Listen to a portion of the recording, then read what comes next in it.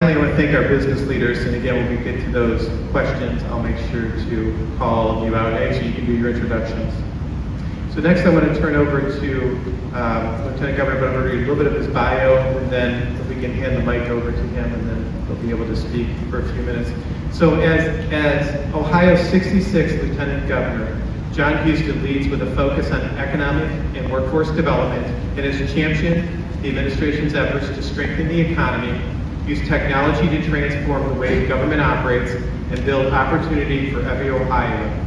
Lieutenant Governor Houston oversees the Ohio Common Sense Initiative, CSI, and serves as the director of both the Governor's Office of Workforce Transformation and Innovative Ohio.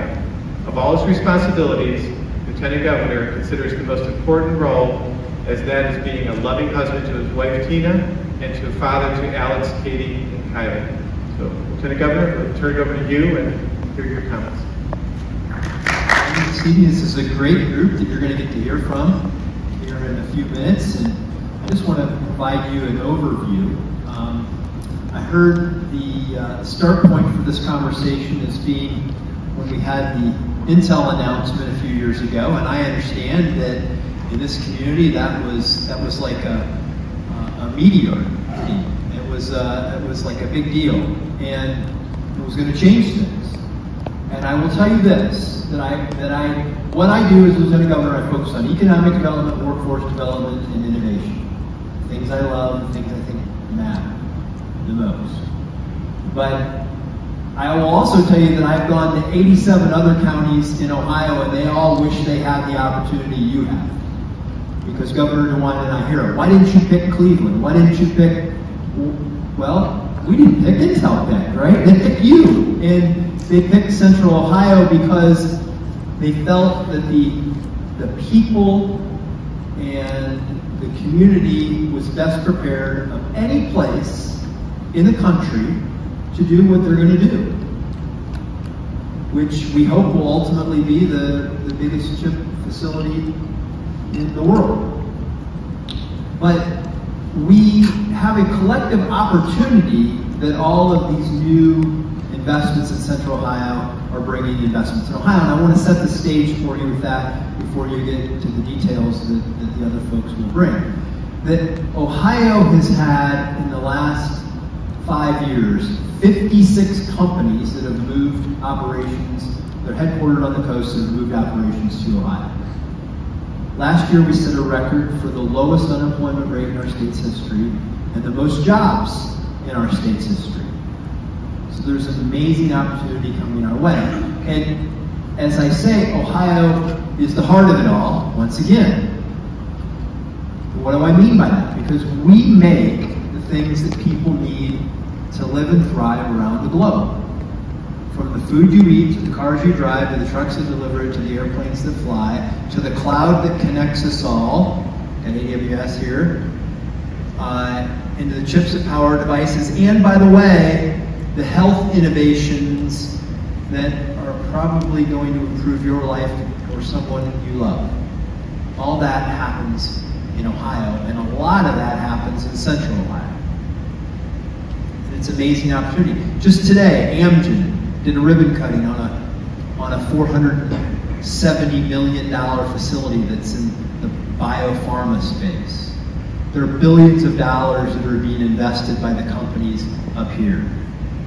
The opportunity for your children and grandchildren to have a great career and live their version of the American dream without ever having to leave Ohio is now alive and well and thriving right here in Central Ohio. But for them to be successful, for the communities around here to be successful, it's going to take one important ingredient for us to thrive, and that is a workforce. And the good news, and why I love to work on these issues, is that if you get it right, everyone wins.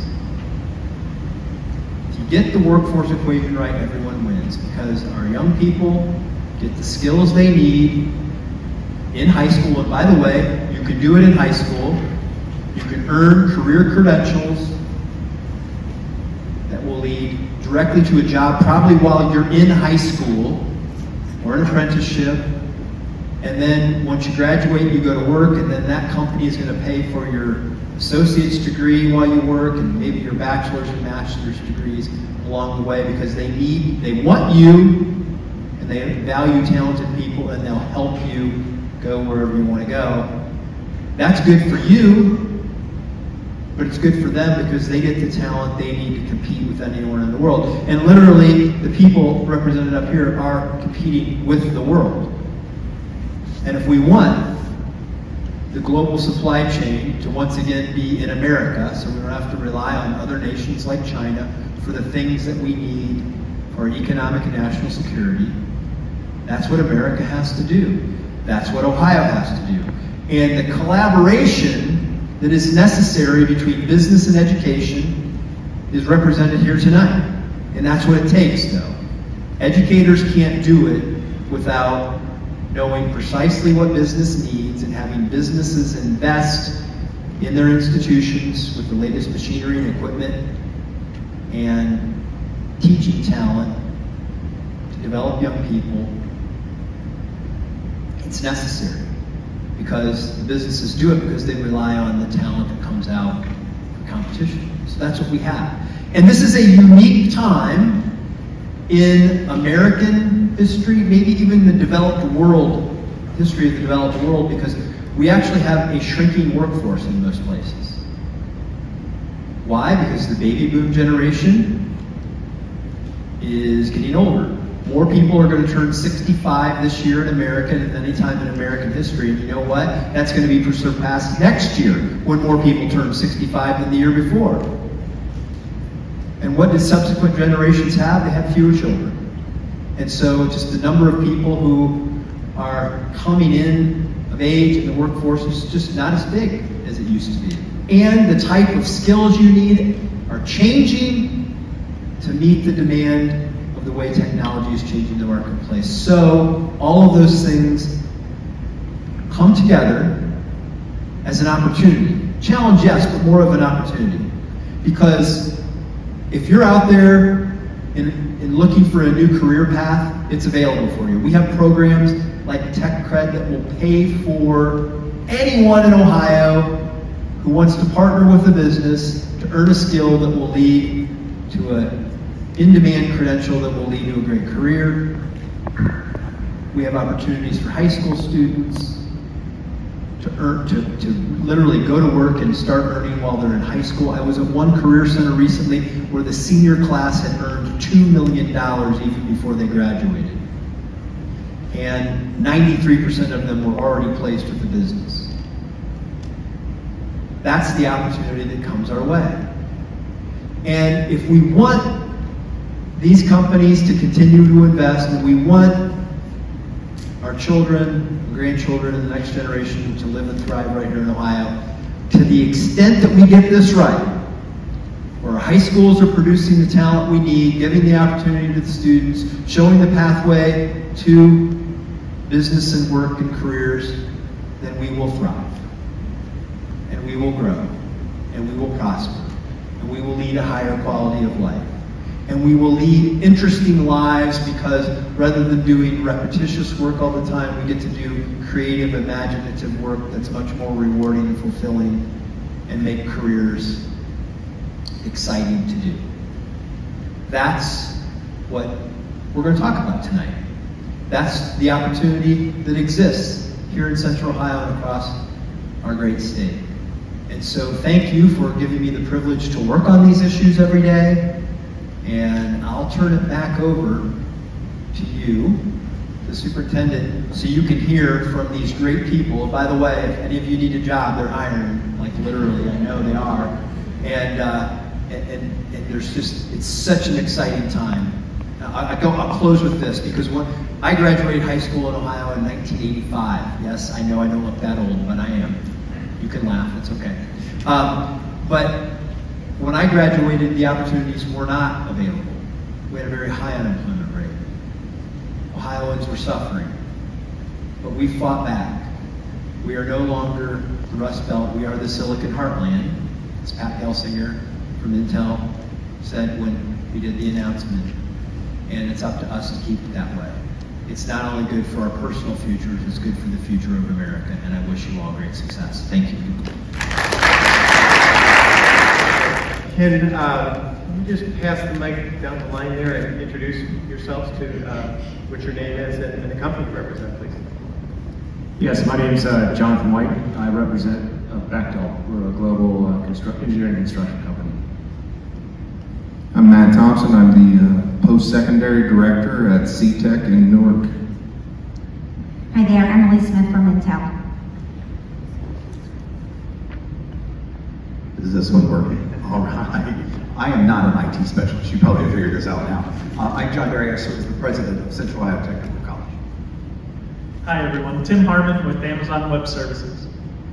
Good evening, I'm Rob Montagnes, President and CEO of Licking Memorial Health Systems. Last but not least, I'm Ken Granville with Turner Construction. Thank you to everyone for having us here this evening. Well, we certainly do appreciate you being here. I know you're all very busy. So we have some questions for you. You have copies there. I'll read to you. And then there's no real decorum on this, so you can kind of jump in and answer the questions. Whoever wants to jump in and add additional points to this. So the first question focuses on middle school and high school age students, so thinking about that. So what are the key skills in today's middle and high school students that they should master to meet your employment needs based upon high school or college graduation? Leave it open to you. Hey, thanks for the question. I think one of the things we look at are students who really want, for our industry, we work on these big mega projects, right, where there's up to thousands of people on it.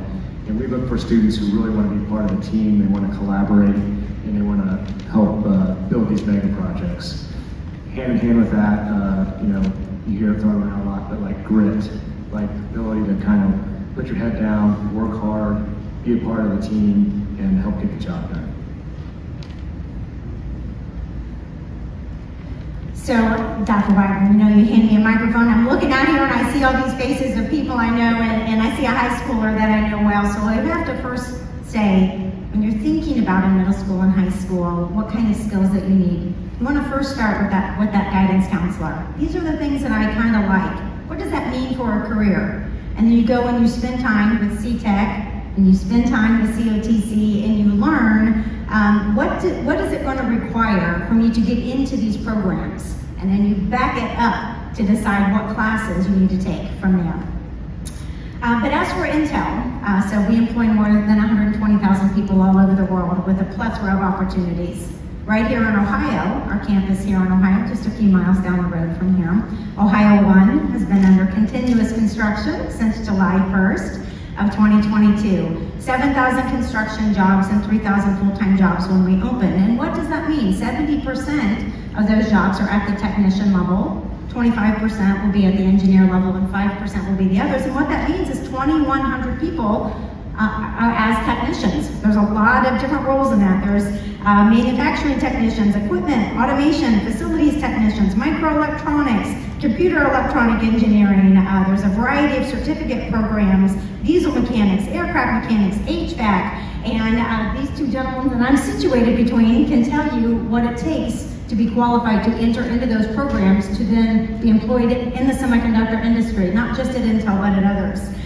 But another thing that I want to share with you, if you have an interest in biology, wetland hydrology, animal science, there are people at Intel like me that work in sustainability that get to have those dreams come to fruition. And I have to just make a quick comment on what Lieutenant Governor Husted said, that when he was coming up, there weren't that many jobs.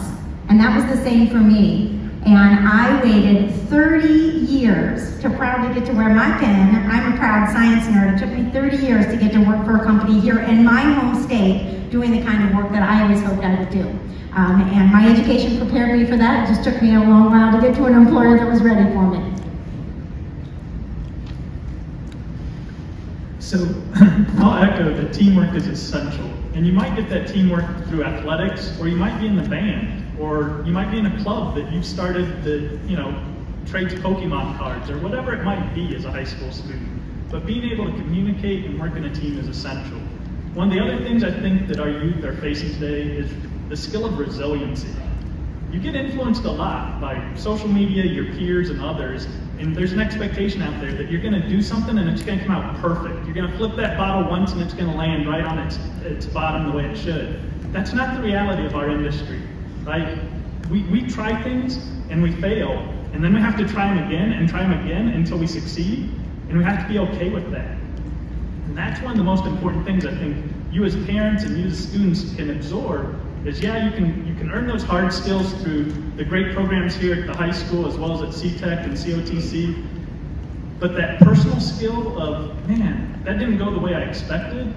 I don't think I did that well, but I want to try it again, and I want to innovate, and I want to learn, and I want to keep going. That's critical to what we do, because we couldn't build the next layer of the internet or the next layer of the cloud without those types of innovative, thoughtful, resilient individuals. I knew there was a disadvantage to doing the last type of stating resiliency all day and right beforehand, so I'll pivot to, we talk about renters versus owners, and my advice would be whether it's joining a club, pursuing a degree, choosing a college, a trade school, choosing a job. We really seek owners at Lincoln Memorial Health Systems, and we're not-for-profit, so we don't have ownership. We don't have dividends and stockholders, but that ownership comes from serving our neighbors, our friends, our family members at a community hospital. And so whether that's as a new employee in a position, a 30-year CEO, that commitment and that ownership to serving the community and our patients is really important. I would also echo that passion is so important.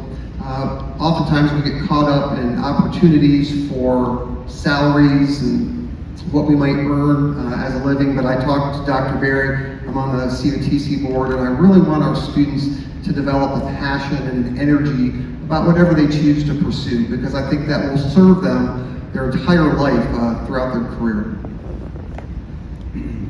Well, speaking from the construction side of it, turning construction, we're construction manager, and so the easy answer is to tell you that a career in engineering and construction management is exactly what we need. But the truth is, we have folks in HR departments, we have dozens and dozens or hundreds of folks across the country that are in finance that work for us, and we have carpenters, thousands of carpenters across the country for us, so that skilled trade is really important.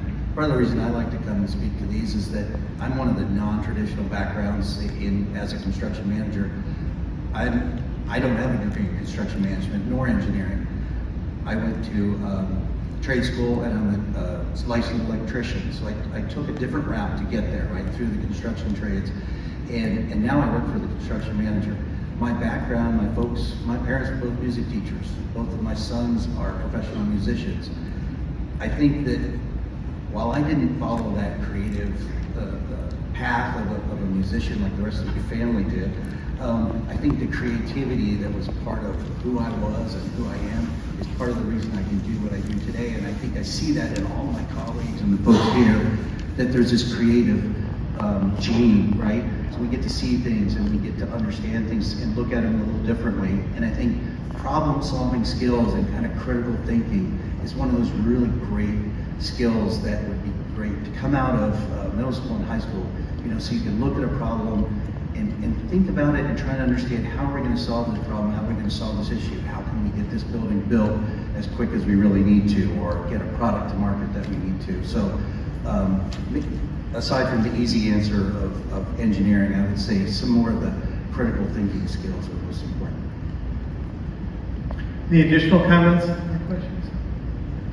You know what's interesting for me is I would have expected, and this is a learning opportunity for us as well too, you didn't talk as much about skills. You talked more about the other assets that we need to be able to help empower students, right? So later tonight, we'll talk a little bit about a partnership where we're going to start a multi-skilled technician program. We'll talk about that. But we're going to have a component in there that the 4 school districts can participate with C-TEC, that we're talking about these soft skills and problem solving. So it's very refreshing to hear all that. So I appreciate that, because again, I think some people could drive right toward, okay, we need nurses in medical fields, or we need more electricians, because actually we know there's not enough, right? So thank you.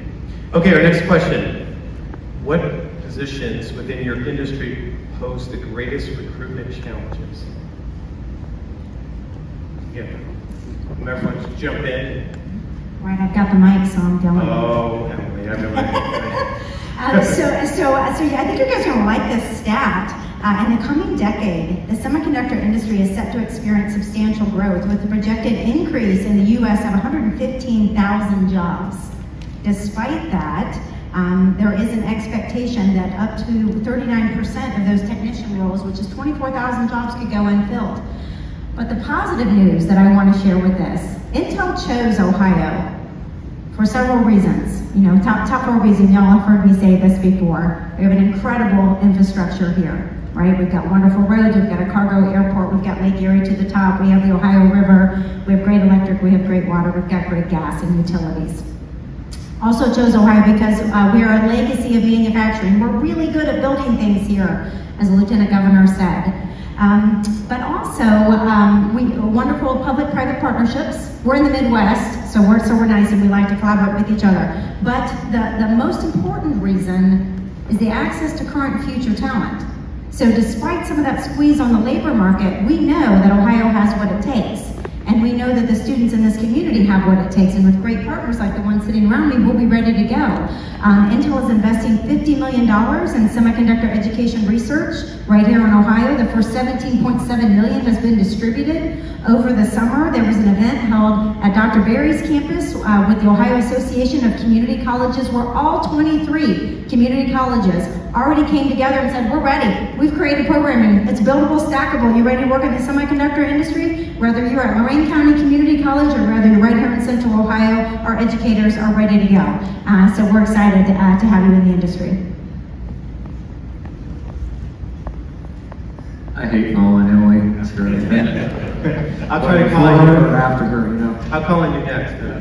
I guess the question, what positions within your industry pose the greatest recruitment challenges? And the answer for us is like basically all of them. I mean, the U.S. Department of Labor says for every year for the next 10 years, there's going to be 70,000 positions for electricians that go unfilled, 80,000 for carpenters, 40,000 for pipe fitters. And that's just 3 of the trades that are essential to build these mega projects, not to mention the engineers and other professional staff that work on the design and the building of these things. So there's like the governor said, you know, I grew up in Southwest Ohio, and when I graduated, there wasn't much employment opportunities in Ohio, and you know, so I went into the military, partially for that, and partially for I wanted to see the world. But you know, I didn't know there were global companies like we have up here, where you can travel around the world, work in different countries, work in different places, and also still come back home. So that's something I would encourage you to think about also. I was dying to get out of Preble County. It was a great place to grow up, but I wanted to see the world, and I thought the military was the only way. It was a great route. If you're interested in it, I'd love to talk to you about it, but there are other opportunities to do that don't involve you going into the military, working for companies like ours.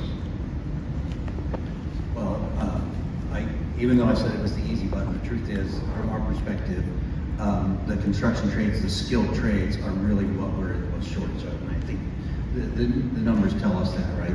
We need folks that are carpenters, electricians, HVAC technicians, piping technicians. I forget what the number of plumber and pipe fitters that we're going to need for Intel. It's more than we have, I think, already trained in the industry right now. So there's definitely a shortage. I think if you go through one of these great programs here, you're going to be set.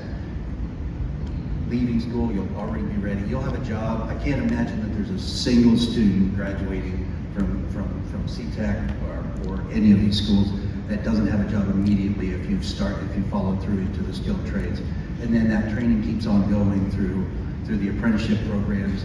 And rather than, if that's the path that someone chooses to take, you're still going through 4 years of school. You're going to come out with a different type of training, a different type of degree, and but you're already working that full 4 years while you're getting your education.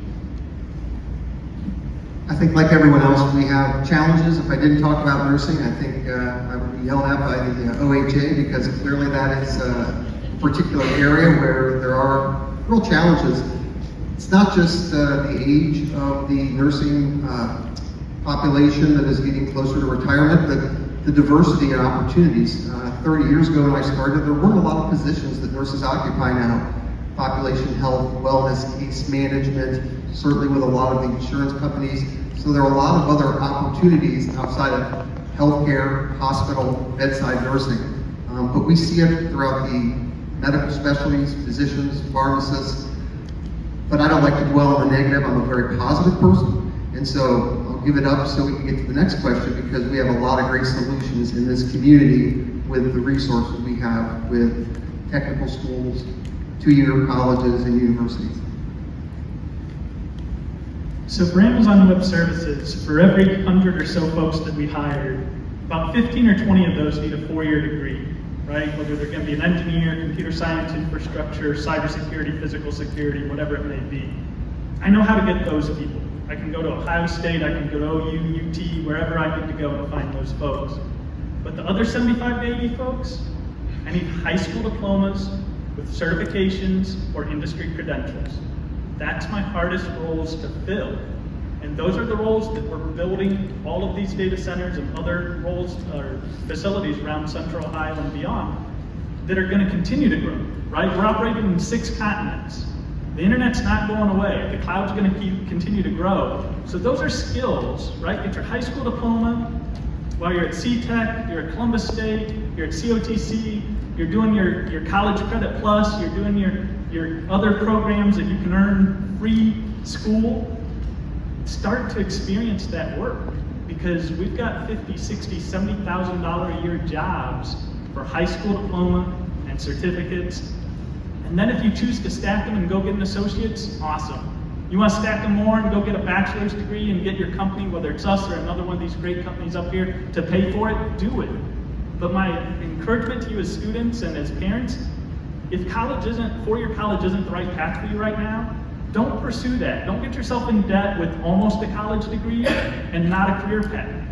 Start right here at Johnstown-Monroe or at Licking Heights or wherever you're in school. Start going and experiencing those career tech experiences, and then look at those industry opportunities when you're 17, 18, 19. If you want to go on to pursue a higher education, whether it's associates or bachelor's, that's great. But I have a lot of jobs that are in these, we'll call them technician roles. And I know my counterparts at Licking Memorial have technician roles that are amazing jobs in the healthcare facility, right? You see doctors and nurses on ER and Grey's Anatomy, and those are cool jobs. There's about 80 other jobs backing up each one of those doctors or nurses. And those are the jobs that I encourage you as students to consider, and you as parents to open that box and that pathway, because college is wonderful and fine for those who are ready for college, but there's so many additional opportunities. Focusing on your education, something that helped me reframe when I was looking for a career when I left the military. Somebody told me, don't worry about getting a job, you're going to get a job. This process is about helping you find a career that will be meaningful for you. So I think if you get a good focus on your education and try to find out something that fills the purpose and what you want to do, you're going to be successful. The economy's good right now. You'll find some place to work, but use this time to figure out what you're passionate about, as some of our colleagues mentioned, and that'll really set you up for long-term success as you enter the workforce. Sure. Phil, the only thing that I would add to this level of conversation is each one of these individuals represent a wide spectrum of opportunity. You've heard that.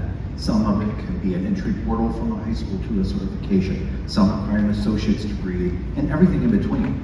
Every one of the students that are here tonight, every one of the students that you work with, have the potential to be in one of these roles. Sometimes it's daunting, and I think that's sometimes that self-doubt of, I don't think this is for me. I'm scared of math. I'm scared of the concept of being an engineer. I'm scared of the concept of having to do dosage calculations in a nursing program. We get that, we understand that. Our friends at C-TEC, COTC, we put strong emphasis on support mechanisms. My youngest son actually is in the Intel program pipeline right now. He is in the semiconductor technician associate's degree. He is terrible at math, and he feared it from day one. And math is one of those required courses. It's at the algebra level for us. we have a co-requisite model where there are embedded supports in that classroom environment.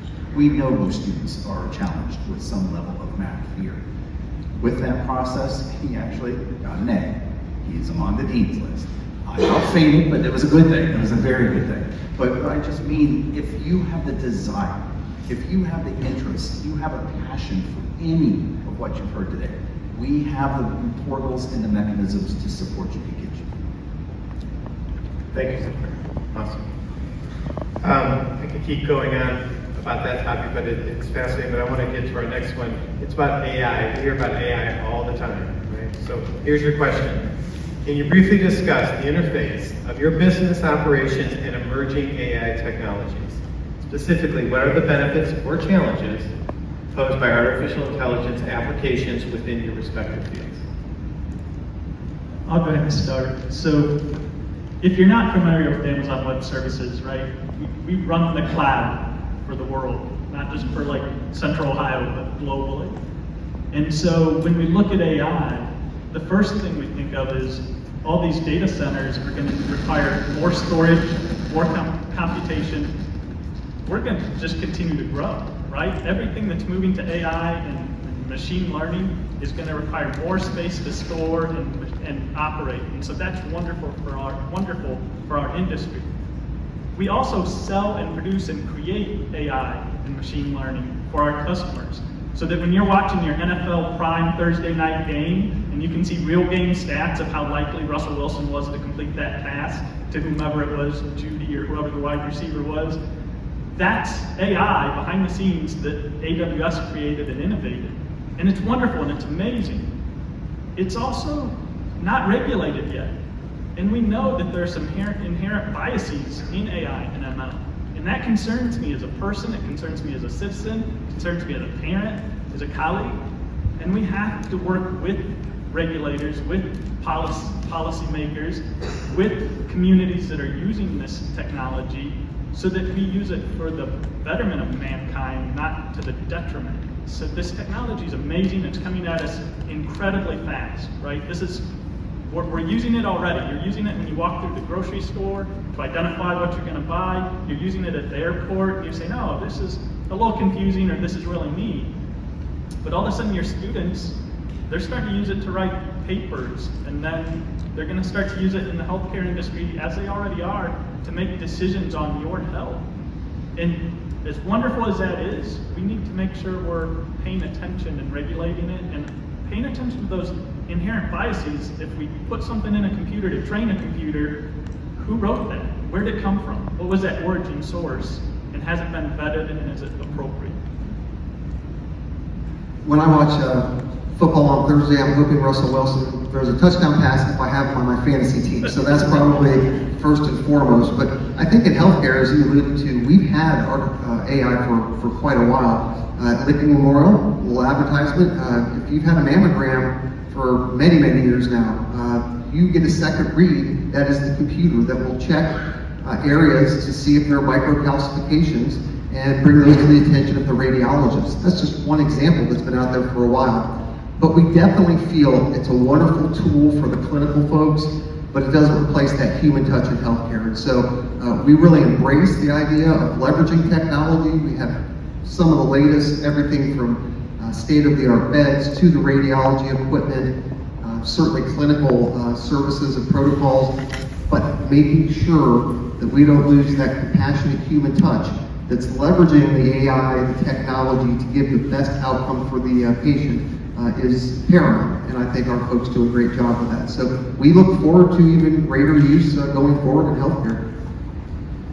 In the construction industry, we were using it just on an internal test basis to look through these massive documents on these massive projects to pull out specifications, key specifications on what we should build. And we think it's going to make things more efficient. And you tie it with automation. We're building solar fields in Texas where we're using automated machines that are helped along with AI to help make these solar fields for green energy.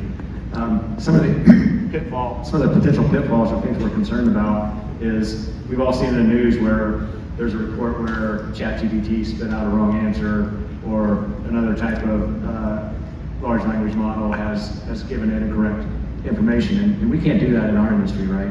We're building stuff that, people are airplanes are going to land on, trucks are going to drive across, we're going to build these semiconductor plants with all these complex machines, and we can't risk using a model that's not 100% correct. And what we're trying to work with is having a model that can say, I don't know. Right now, the whole thing is they spit out an answer. So we're very concerned about that. And then the second piece we're concerned about is using some of these large language models, protecting our data and our customers' data, right? As it goes into these large language models, who else has access to it once it's in there? So a lot of opportunity, a lot of potential, and I think it's the way of the future, but as our colleagues have mentioned, there's a lot of things we need to be cognizant of going forward. So I want to start by saying that technology is neutral. Its effect is dependent upon it being in the right hand and how it's used. And it has the potential to change the world in many positive ways, from healthcare, as we heard, finance, to the GPS that got me here because I came a different route and I wanted to know a sneaky, because I don't know the names of the roads, I just have it memorized because I come and visit you guys all the time with Toby, who's sitting back there. So I used the GPS and it gave me the fastest route. That's artificial intelligence that did that. But I want to share with you an artificial intelligence program that I think is pretty special.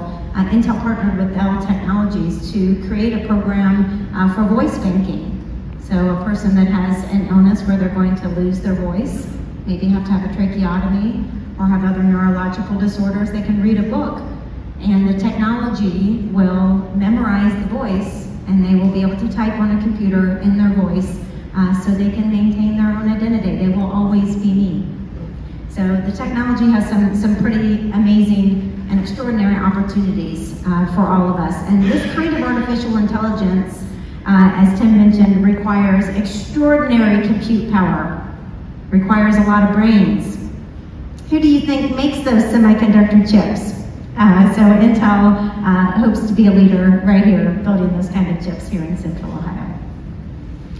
Any other thoughts about AI? Well, I'll kind of echo the comments from Becca. As a construction company, we're just learning what we can or trying to explore how we can use AI, right? And I guess to summarize what everyone said, it's just a tool, right? Just like everything that we use to build, it's a tool.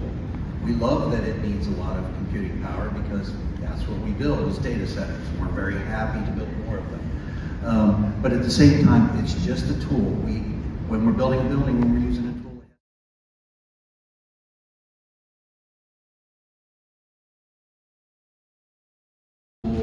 I think we spoke with over 4,000 students since the beginning of our program last year. We have summer internship programs, and we just want to connect with folks and help understand what we can do. So the more that we can talk openly and honestly and have events exactly like this at schools all across Ohio, I think that's what we really need. That's that interface that we need because we need you and you us, right? So we really want to connect with you, and I think probably you'll heard that from everyone, that we really want to connect with you, and any kind of opportunity we get to be face-to-face, that's the interface that we need. Yeah, I would echo those comments. I mean, anybody in here who's interested, I'll be at the career fair after this, and anything I can do to help anybody on any of this stuff, I'll give you my contact information and be willing to reach out and connect to you with the right people in our company or another industry that you're interested in. The other thing I would say is, from the educator standpoint, is just letting your students know that there's an opportunity for a meaningful career in the construction industry, be it in the trades, or if you want to go the engineering route or the 4-year education route, or if you want to go right out of high school and then become enter the trades, you can have a really rewarding lifelong career. You could stay here in Central Ohio with all the work that's going on, or you can work anywhere around the globe with a company like ours. So there's just a lot of opportunities. I would just emphasize that these global construction companies are really dynamic and can be really fascinating places to work. Dr. Wagner, I was excited for this question. Dr. Wagner knows very well that we are involved throughout all the high schools in the community, educating, welcoming, camp med, other opportunities. We've heard about employment opportunities. Because we operate 24/7, 365, we can offer a lot of flexibility for students who want to gain some experience, to get a taste of the healthcare field. As the students get older, further into high school at C-TEC, C-TEC, OSU Newark, over 70% of our radiology staff, they were educated at C-TEC. Roughly 50% of our nurses have received some or all of their education at the Newark campus, OSU Newark, C-TEC. So we take a very active role in trying to collaborate and facilitate with all of the educational facilities throughout Lincoln County, and it really has been tremendously beneficial to our success. So I was really pleased to have this question. Certainly want to thank all the leadership with all of the superintendents, the college professors, the college administrative folks like Dr. Berry that have really helped us meet our needs and meet the needs of our community. So these events are great. We love to meet with you in person. At AWS, we also sponsor an annual Girls Tech Day. We've been hosting it at COSI for the last several years. We work directly through the school districts to set those up. So stay connected, right? Those are for middle school girls. We also create Think Big spaces. So similar to what you saw if you went over to the high school and saw what Meta unveiled today with their STEAM lab, we have those Think Big spaces in a lot of the schools across this central Ohio region. Now, we also are online where you are, right? So we have these great videos of Amazon Future Engineers where you can take a virtual data center tour. You can take a tour of Project Kuiper, our space launch mission with Blue Origin to put satellites in space so we'll move the cloud from here on Earth to up in the heavens where it belongs, right? The cloud. But we also have Amazon Future Engineer tours of our fulfillment centers at Amazon as well. And they're really cool. So educators, if you're on Kahoot, right, it's an interactive tour. Students as well, you can quiz against each other in a game, multiplayer mode or a solo play. So, you know, I know you're online, I know you're checking memes and watching videos and YouTube. We're there too, so check us out at AWS while you're there. I'd encourage educators, students, their parents, anybody in the community, ask questions. My mother used to always say Ohioans are friendly, but we all know the truth. We're nosy. So be nosy. Ask questions. Get to know us. Intel is located in the New Albany International Business Park. There are 24,000 people that work in that park, and we are not open. I can jog to Amazon from our campus. I can jog to Meta. Amgen opened today. That's just a brisk walk. That's right down the road. Pharmavite. All of these amazing jobs. Ask questions, get to know everybody. I had a good giggle the other day. Somebody had said, wow, you know, your campus is so big. Y'all might think about maybe you might want to put a little sidewalk or something out there. I said, oh, you gotta come see. The whole park is connected with a sidewalk because they had never driven through. So if you drive through, you're gonna see those Turner signs. You're gonna see Bechtel signs. You'll see Gilbane, Pepper Construction, everybody that's working out there. It's an exciting time. So be nosy, ask questions. And because I am nosy, I hope you invite us to your events. Because a lot of the ways that we have been able to invest in the community is because you have invited us in so we can find out what you need. And we'll bring our engineers with us. I've got an engineer sitting right there in an Intel shirt. Dale's an electrical engineer. We have a lot of engineers at Intel. We have technicians coming in. We have wonderful construction companies. We want to partner with you. We're so proud to be part of this ecosystem. It's going to take all of us, and we appreciate you having us here. And if you let us, you know, be nosy, then we'll be nosy too. Okay. Dr. Barry? So the only thing that I would add to that is it is a sacred duty for us to take opportunity and translate that to action. This wealth of opportunity that you see right here is amazing, but it is wasted unless we put action forward as educators to say, what does Intel need and want? We translate that into the opportunity of action, getting students welcomed, engaged in that process. When we were talking, you heard from Rob about those opportunities within healthcare. Well, we knew that coming out of COVID, respiratory therapy was a huge need in this area.